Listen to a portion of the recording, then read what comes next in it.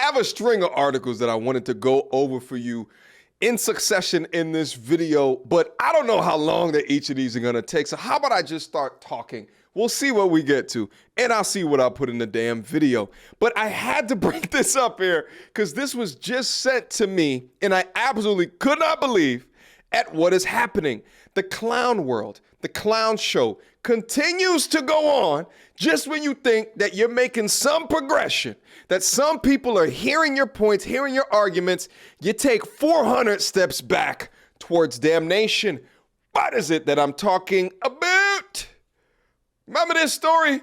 Police officer who slept with, had S with, got her insides, her viscous innards throttled by, her back severed and individually rearranged by 6 hulking, strapping black men back to back to back to back to back to men. Settles lawsuit against those same members of the police force from what she was fired from. Megan Hall is getting a big payday. That's her name. I don't know that I've ever seen a face that just screams as much as this one that I love the BBCs. Nevertheless, let's go down. Megan Hall has settled her lawsuit against the city of La Vergne and 3 of her former superiors in the department. The former officer was fired from the department in Tennessee back in January 2023, less than 2 years after joining. Shortly after she was let go, she filed a lawsuit against the city and her former police chief, Chip Davis, and the former sergeants, McGowan and Lewis Powell. Now, I know you guys are saying, MTR, what did she could possibly have sued the police department for? Wait till we go over this damn video. A $500,000 settlement in a high-profile sex scandal lawsuit.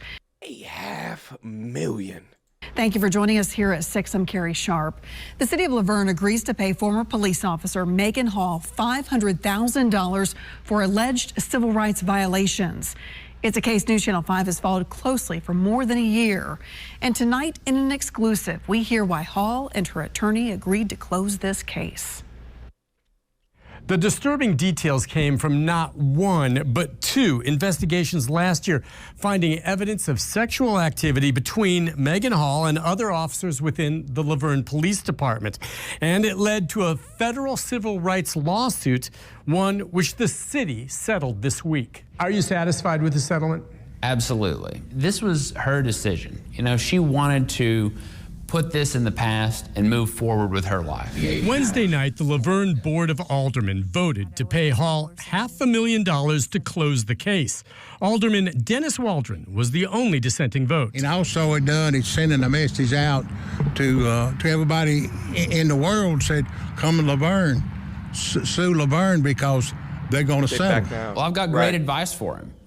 Stop breaking the law, and you won't get sued. In an exclusive interview last year when the story broke, Hall, the lone female officer on second shift and a rookie, said she was manipulated by her male superiors, including the police chief, to the point where she participated in sexual activity.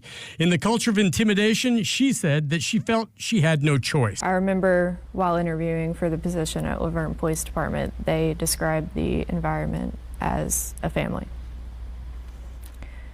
However, while I was aspiring to protect my community, the Laverne Police Department was not protecting me. By now, most of the country knows what happened. Hall, 4 other officers, and the police chief were fired last month. This after 2 separate investigations found that Hall engaged in sexual activity and/or shared intimate photos and videos with several male officers. The chief and 2 sergeants were among those implicated. Now Hall and her attorney, Wesley Clark, are suing those 3 supervisors and the city in federal court for civil rights violations. Megan wasn't looked at like a rookie cop to be trained and promoted. She was looked at as a piece of meat. The narratives that get created when there's no one stepping up to the plate to criticize, to critique, to cast doubt on any of the assertions and to know that we are set up in a system in a society today that you can engage with a thought rocket, and she's a known thought rocket to the extent of messing with multiple BBCs throughout an organization. They all know about it. They're all texting back and forth because she's the town petri dish. And after getting caught, after getting outed, you go get a lawyer to prosecute those that you made an active decision to participate in, and the city folds and buckles because of the current state of the dynamic between men and women today. This is why I tell you guys so often, don't even do it. Messing with a chick at the workplace. Do not shit where you eat. Never do it. Because at the end of the day, they created a culture for me to get my back blown out. I just didn't know what to do. I just didn't. I called him up. I sent him text messages. I sent him nudes. He comes over. I relieve his soul through his body through orgasm. I get fired. It's his fault. This should absolutely terrify every single man that is looking at this content right here. This is reality. And I know a lot of the young men who haven't maybe stepped onto a college campus, if you're like real, if you haven't stepped onto a college campus, some of the little bit older men who haven't stepped into the workplace, this is serious. You have to keep your wits about you. You cannot let thinking with the wrong head impact you into your decision-making processes going into the future, because at the end of the day, they can cry wolf. At the end of the day, they'll just place it up on you. And they'll receive a $500,000 settlement for their bullshit. Men, MT Army, this is a wake-up call, officially, because of what you thought and what you were doing, while mildly unethical. And honestly, I don't know if it is unethical to mess with a peer, to fraternize with a peer. I know that for the corporate organizations I worked for previously, there was a thing about managers and people who work for you couldn't fraternize there, but like if you were in different departments and someone was a manager over here and then someone else was an individual contributor in a completely different department, it was fine. But if you're in the same department, then you couldn't fraternize. But in this case, you could just think you're just messing with a thought rocket, a strumpet, but then you have this bastard that gets up on TV and paints this picture of you all being monsters. Meanwhile, she's a nasty woman. To be sexualized and exploited. Since the story broke, Hall, the lone female officer fired and only woman on the second shift, became a target nationwide for sexual jokes and taunting. I received harassing and threatening messages on my phone daily. That has nothing to do with the men that you said yes to. Holy moly. Felt like I had been terrorized. And yes, now she is suing.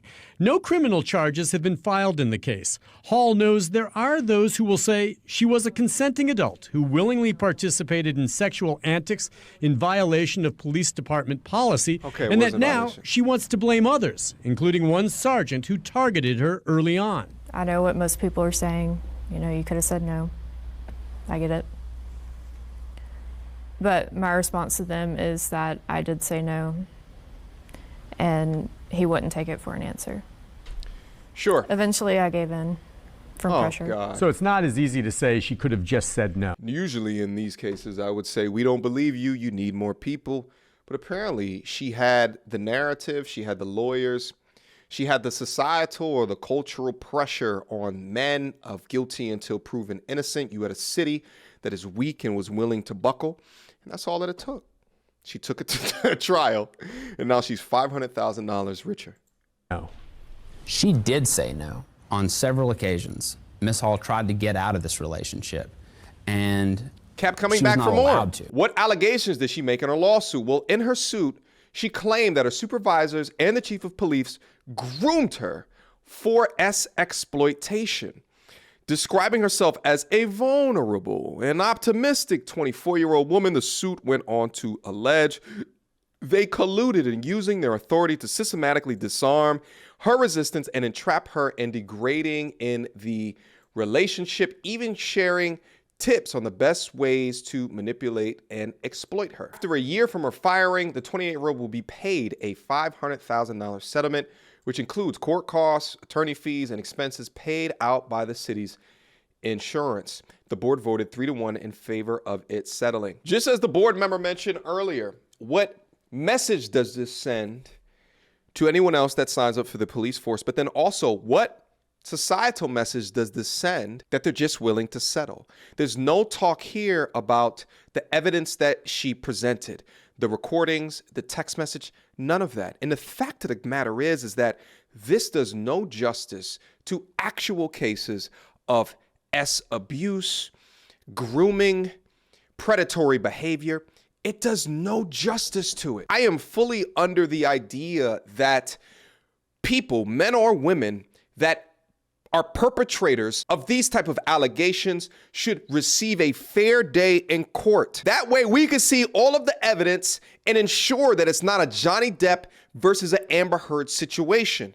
But because the city folded, this is what we're left with. It is absolutely scary how much of a litigious society that we live in here in America. I know the majority of the people that watch me are from America, so if you don't live here, maybe you don't know what it is that I'm talking about. But I need all of the young men that watch this channel to understand what you are up against. I try my damnedest to ensure that anyone who watches me, if you're part of the MT Army, you're thinking holistically about the choices that you are making throughout your life. Because now, think about the lives of these police officers that were set up nicely within this town, that had decent, well-paying jobs. They have families, they have friends, they had a salary, they had a pension, and a lot of that now is at risk and or compromised because of the way that this is now flipped around. We are currently living in an era where men today are facing severe consequences to an uncriticized feminist movement. And no matter what it is that I'm due to create content to talk shit on it,